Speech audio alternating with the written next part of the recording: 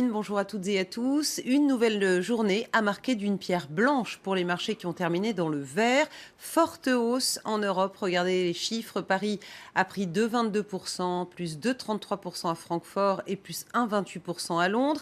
À Wall Street, c'était du vert aussi avec même deux nouveaux records pour le Dow Jones et le S&P 500, record historique.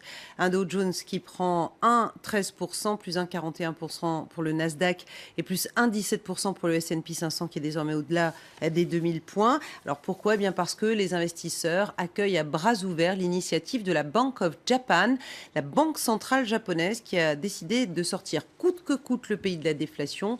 Et pour faire remonter les prix et stimuler l'activité, eh bien elle inonde littéralement le marché de liquidités. Nouvel objectif fixé, 583 milliards d'euros par an. C'est absolument considérable.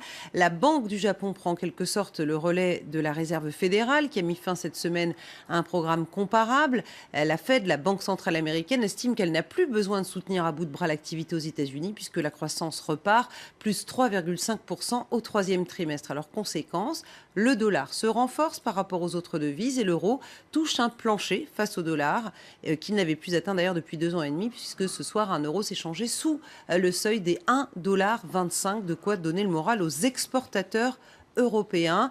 En revanche, eh bien, l'inflation reste très faible en zone euro, à peine 0,4% pour le mois d'octobre. Et le danger pour la zone euro aussi, c'est bien évidemment la déflation, de laquelle eh bien, le Japon a tant de mal à sortir.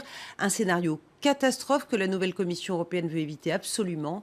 Alors cette nouvelle Commission, présidée par Jean-Claude Juncker, elle entre officiellement en fonction demain.